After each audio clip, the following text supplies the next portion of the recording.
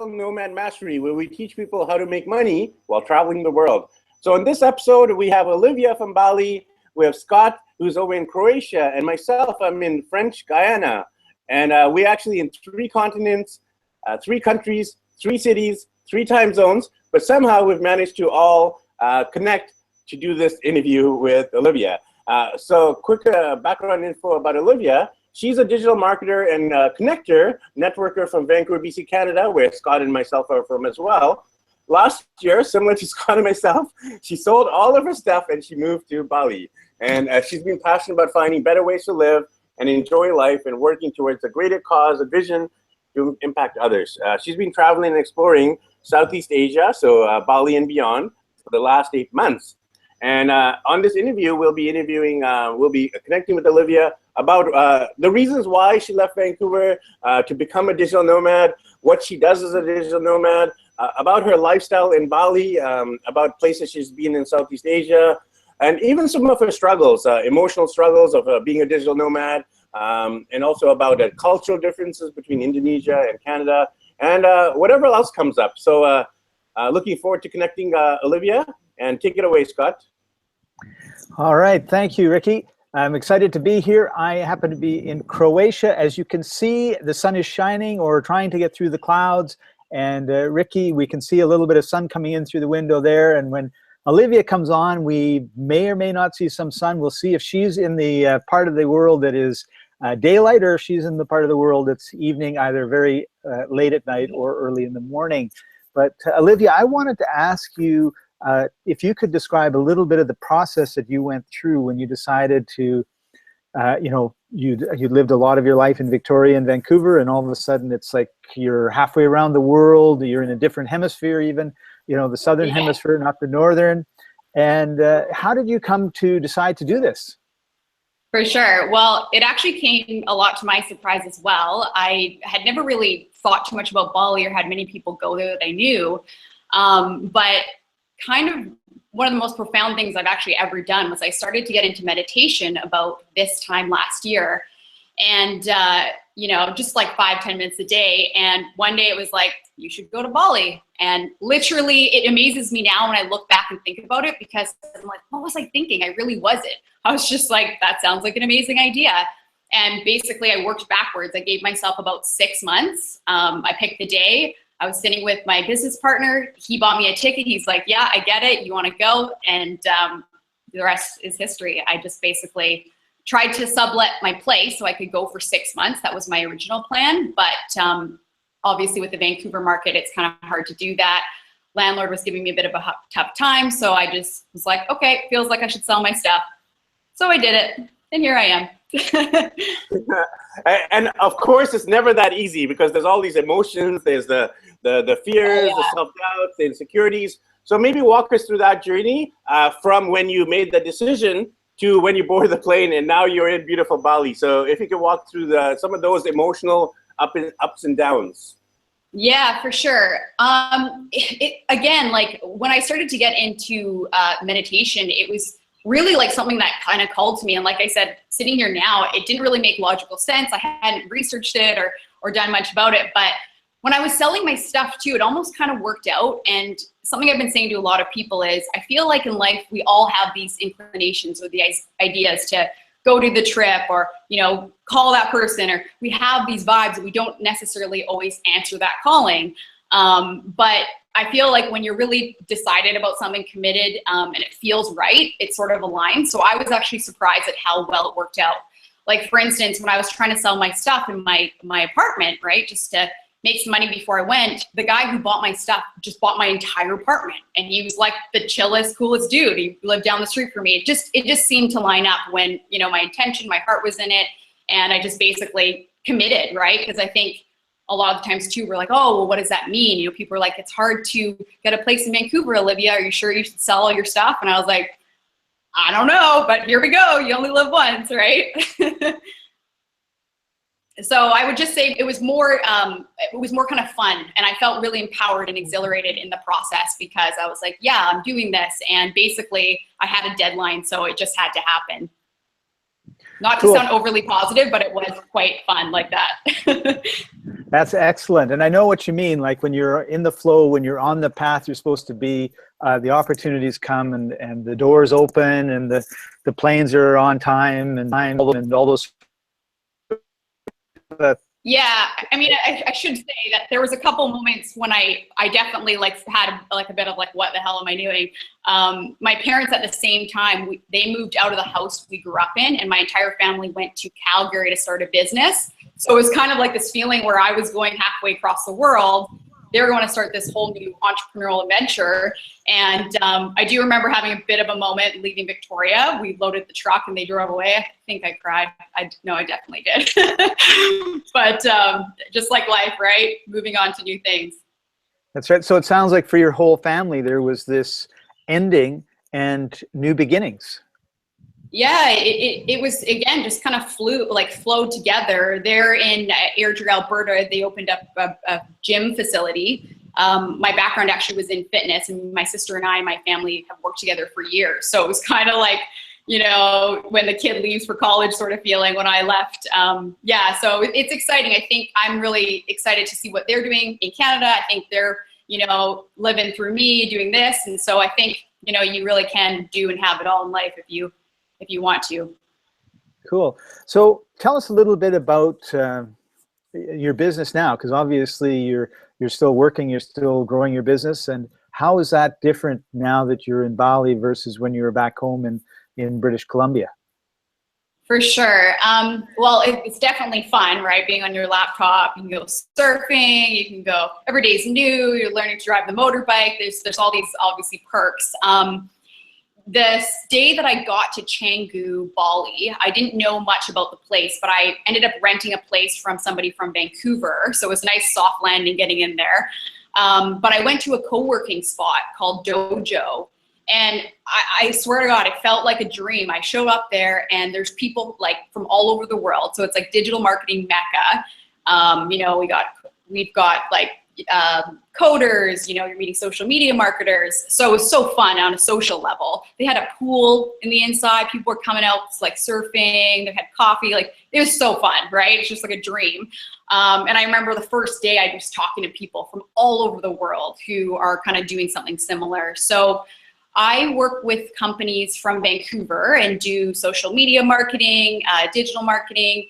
And so it was just doing that over there was cool because they have these co-working spots that support the lifestyle. So it's not like it's so hard. However, I would definitely say, disclaimer, it can be very distracting because people are going to go surfing and you're like, should I have another coffee? I kind of want to go outside. So it does have its challenges, but I was really happy, and I still am with it because I feel like life is all about growing and new experiences. So even if I was doing something that was really hard online, I felt like, oh, I can take a break and go to the beach and, you know, try something new, talk to somebody new and come back. And I felt like when I was focusing, I actually like it was much better. It was much more productive based on the fact that I was happier and, again, just exploring new things.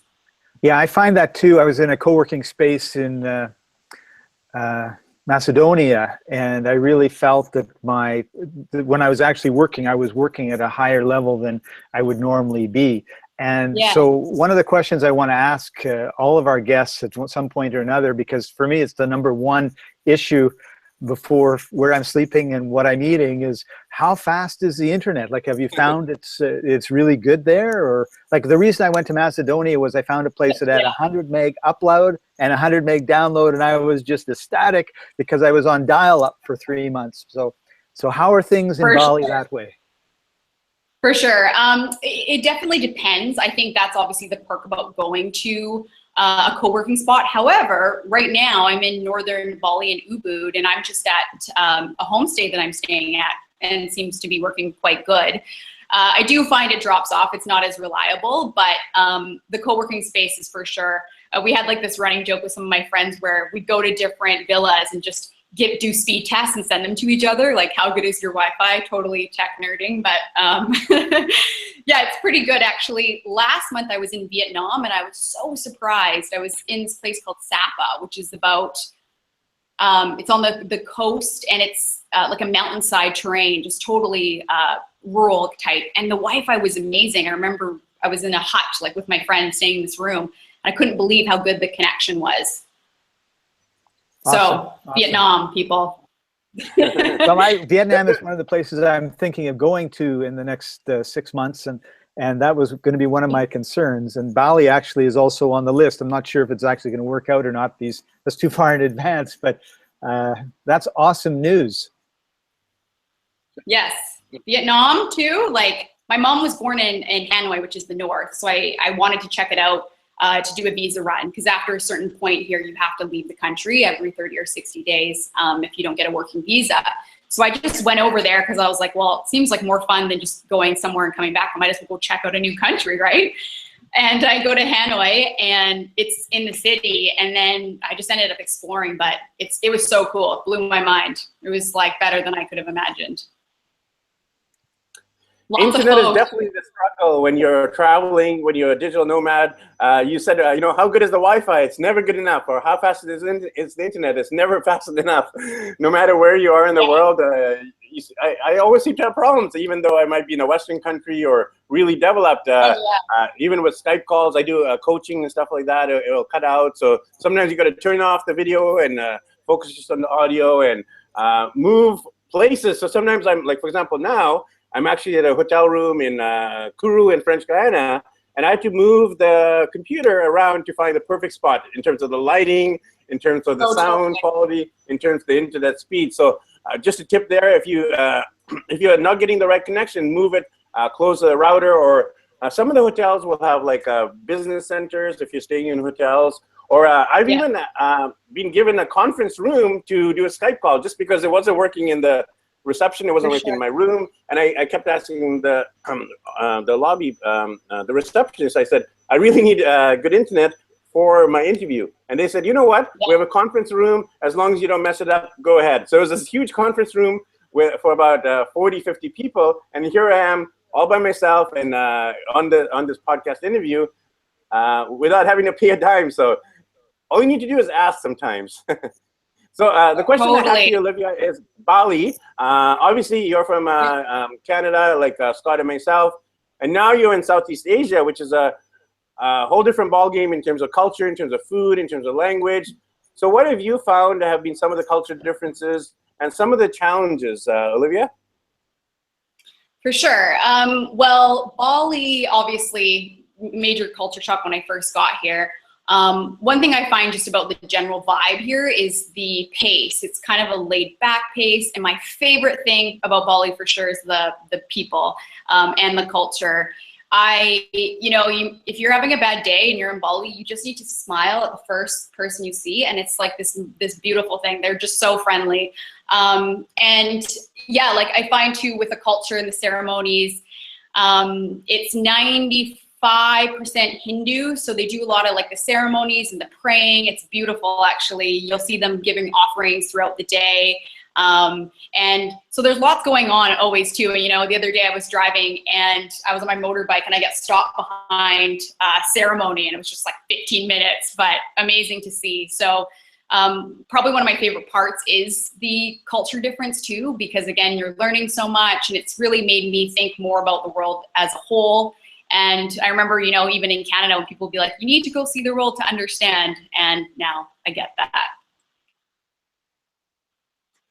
But some of the struggles, I would say for sure, like, especially with the tech stuff, I've had some issues with my computers. Like, I don't know what it is with me and my friends, but just Apple stuff not getting fixed. I remember like the second day I was here, my battery died and I had to go get it replaced.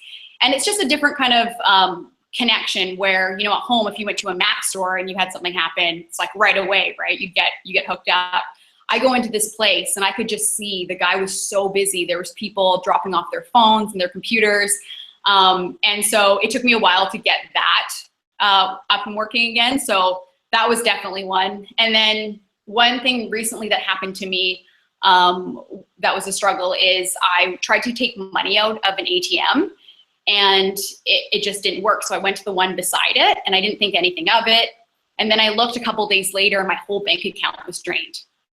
So there's some fraudulent stuff that does happen with the ATMs here, and I heard that before I came. So I got a separate ATM card. My girlfriend, who was already living here, was like, you need to get another card just in case they skim them. So it, you know, doesn't happen to everybody, but it happened to me. But like everything, you kind of get through it, right? And I just had to do some banking stuff. So it was a bit of a freak out at first, but totally fine after. That's my biggest fear is I've been going from country to country to country, and I'm just thinking, please work, you know, because if I can't pull the money out of my ATM, then, you know, I've got 100 euros hidden away in my wallet somewhere, and I'm going to be out on the streets. And for sure. So far, it's always worked. So. Yeah, and at home you don't think about that, right? Because if something happens, you just walk in with your card. But over here, because I couldn't log on to online banking as well, so I couldn't even like receive money or use it. So thankfully I had a friend here who basically, because he had a Canadian account, right? It was like borrow money until I can get my account going or getting that account back up. So it happens, but you know, it's one of those things too. It's like, I was like, oh, it's not going to happen to me. Like she was telling me, I was like, I'll just get the card. And then when it happened, I remember looked at my bank account and I really had to stare at it. I was like, no. And I called them like, what do you mean? Who did this? How did they do this? Because I just used it from an ATM. So, you know, but it's funny you mentioned that because I just had a problem the last couple of days too. I flew in from Brazil to French Guiana, and normally what I do is when I fly into country, I go to the airport and I go to the ATM and withdraw money to spend in the country. So guess what happened? I was in the capital. It's called Cyan. There's only 2 ATM machines. Went to the first one and I tried to put my card in. It says something in French. French Guiana, it's French speaking. And it said something like it's not working. So I was like, okay, go to the next machine. And the same script is there, something about it not being functional. So all of a sudden, there's 2 ATMs only, and none of them work. So I'm stuck here without any French Guiana. Oh, it's actually euros. In French Guiana, it's euro. So I didn't have any euro. I only carry like US dollars as a backup if I need that. So, and they have no Uber, so I couldn't even get an Uber to the hotel we're staying in. So what we ended up doing is we jumped in a taxi and just said, on the way to a hotel, can you stop in a bank or ATM machine? So if that happens to you, if you're in an airport with only 2 ATMs that don't work, jump in that taxi and then ask them to take them where you need to, and then just stop an ATM. So that was my quick fix solution. And I think definitely carry around extra wads of bills in cash, because almost everywhere in the world, if you get an emergency, you can usually use US dollars or find someone who will take your US money. For sure. Yeah, US for sure. And I think it just helps you become a better problem solver. Like that's what I found too, right? You just have to surrender to what's going on and then essentially deal with it, right? And it has made me obviously really appreciate certain things about home, and then just really build some character skills while going through some of the things that are challenging over here. Right. So speaking of homes, Olivia, how do you deal with the fact that your family, your close friends are all 10,000, 20,000 miles away now? Like, we just want to talk a little bit to the emotional ups and downs and how you deal with loneliness. Yeah, the irony is I had this vibe before I left. I was like, I'm going to go halfway across the world. I'm going to be meditating. I'm going to be all alone. And I've actually never had a busier social life. It's the craziest ironic thing, because you meet people at these co-working spots or at these places you go to who also don't know anybody. So the connections that you make are really, really close. And I've just connected with people from home as well who are doing sort of an Asia trip or who are digital nomads. Like I recently in Vietnam, much to my surprise, connected with a girl who I played soccer with when I was growing up. She's like a childhood friend, and she just was on her honeymoon. So I crashed their honeymoon, which was so fun, for a day, because her mom saw that I was in Vietnam. And so it's really beautiful like that. And I think it really shows that the world isn't that really that big. So I haven't struggled with that too much. And like I said, you do meet a lot of travelers, and there's so many hangouts to go. As well on Facebook, there's lots of forums. Like for instance, in Ubud, there's the Ubud community group, right? And then they all have all these events going on. So just like anything, right? If you put yourself out there, you're going to connect with people. Yeah. I actually had a funny story because I met some people in Medellin, Colombia, and one of them posted that they were in Morocco, and they missed me in Morocco by about a week. And then they posted that they were going to Berlin, and it just so happened that I was overnighting in Berlin the same time he was staying there. And so we went out and had a beer, and it was really cool to think, wow, I met this guy 6 months ago in Medellin, Colombia, and now here I am in Berlin having a beer with him, you know, on the River Rhine sort of thing. It was amazing. It's so cool. I think that's the thing, is that you're having a new memory with somebody in a way that you never would at home too, right? So you're doing it together. You'll never forget it. Like, you'll never be 85 thinking, I regret doing that trip, or, you know, having that experience. So I've just been pleasantly surprised, just going with the flow and letting things kind of happen, that it's been better in a lot of ways than I thought it could be.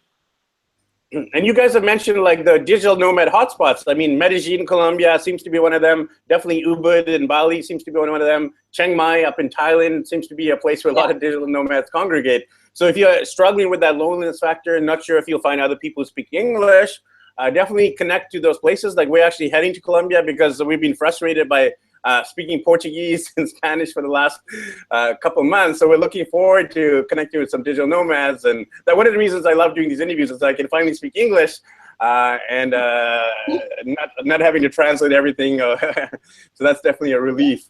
Olivia, there are a lot of people who might want to be digital nomads, such as yourself.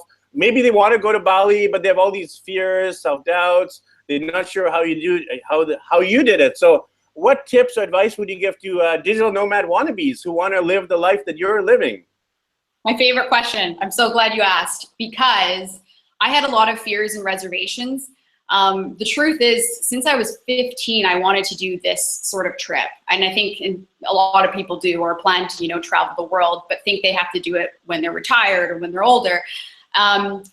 And basically, one thing that I've been learning about life is, like, one person that I really love, and an inspirational coach you might have heard of online, named Kyle Cease. And he always says, and I totally believe this, is a lot of times people will want to do something like this. They'll want to take a big leap, but they'll say, like, I'd love to go to Bali, Olivia, but I don't have the money. And his thing is, and this is what I've shown improved myself as well, is that is the absolute reason why you need to go to Bali, because the person who goes to Bali will figure it out, right? Yes. And it's hard because we're definitely conditioned, I feel, as a culture and the way that we're brought up in society to be like, well, I need to see how it's all gonna look, like where I'm gonna live, what job I'm gonna have in order to go. And what I've been finding is life does not work like that. It works the other way. You need to take that action and it'll show up. So in terms of like being a digital nomad, I didn't plan this 5 years ago to say, hey, I'm gonna start working online and then go to Bali one day, and that's why. And even when I showed up in Bali, I was majorly surprised at the fact that people were doing this, and this is a culture, and I definitely feel like this is the future now. But I was just thinking, hey, I'm just gonna go relocate in Bali with my laptop, not go find this whole big community. So my advice would be to take that leap, and you know, if you are doing some freelancing or some work, is really have some faith in yourself as well. I mean, obviously have some logical things and you know, really plan it out, but at the same point, I feel like the growth that I've had in the 8 months is like more than I could have done in years, in terms of like learning things about myself and life and building the business. You just become more resilient. So I guess to sum that up, leap. Trust yourself, you know the first step, but be courageous enough to actually do that. Yeah. And the world will kind of provide. Yeah, leap with faith, definitely. And you know, you're talking about fears. I think this is a recurring theme, that everyone has fears. I had so many fears about traveling the world with our kids, and education, and health and safety. I know Scott had fears, and all of our guests on an episode, that's a recurring theme. You will have fear, you will have self-doubt, you will have insecurity, you'll have the little voice in your head saying no, you'll have the surrounding community saying, what the heck are you doing? But the thing is to actually break through that, right? And the people who are on these episodes are the ones that are broken through. And if we can do it, then you as a listener, if you're having those fears, just know that you're not alone. And part of why we're recording these episodes is just to help others in their digital nomad journey, no matter if they're back in their home country and they want to do it someday. But at some point, leap with faith and take that big dive in, and then you'll be one of our guests, I think. Yeah, you will be supported. Like I can't believe how things have actually just worked out. And there has definitely been the challenges, or even things with being a digital nomad. You know, the time difference, for instance. One of the projects I was working on, I was selling things like even on the phone, and so there's a huge time zone from Canada. So there's lots of limitations too. But obviously, like you said, right, you do need to take that first leap. And for me, at least, it's like flexing a muscle I've never used, in the sense of like, oh, so you mean I'm not going to know how it works out, but I have to do this anyway? And there's a point where your faith is a bit bigger than your fear. And yeah, I feel like it will work out, and you won't regret it, obviously. Wonderful. Olivia, thank you very much for joining us. We really appreciated having you on. And I think, you know, we keep talking about how amazing the technology is. I mean, for me to be in Croatia and Ricky up in French Guiana, and you, you know, we're basically all on 3 different, you know, as far away from each other as we can get and still be on the planet.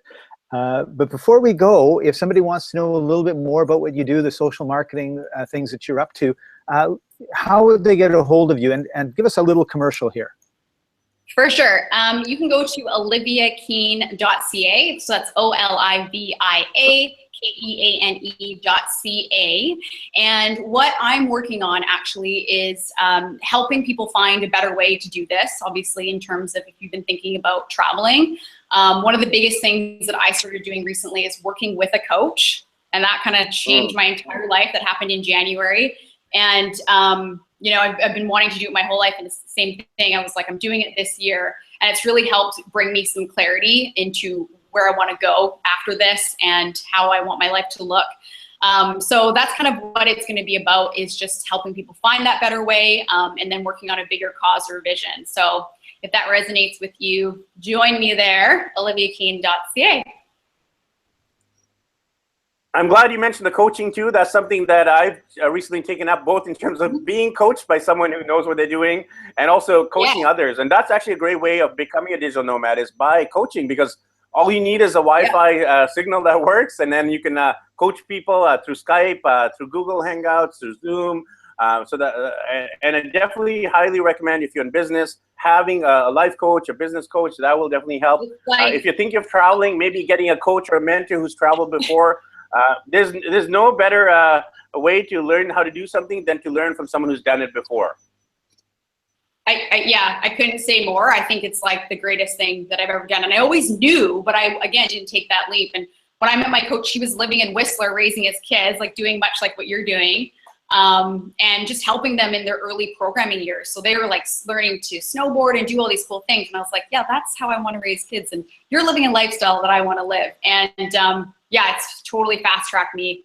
I highly recommend it. I saw that you're doing coaching as well, right? For people who want to travel. Absolutely, yeah. I'm really happy to help other people, especially families. That's my target group. Because a lot of families, they just travel 2 weeks a year to Disneyland, or they do the road trips, but they don't do anything radical like going to French Guiana or Brazil with their kids, 3 kids under 5. I think I might be one of the only people in the world doing that. So if you find others, let me know on the podcast, because I'm looking to connect with other families who want to travel more. So.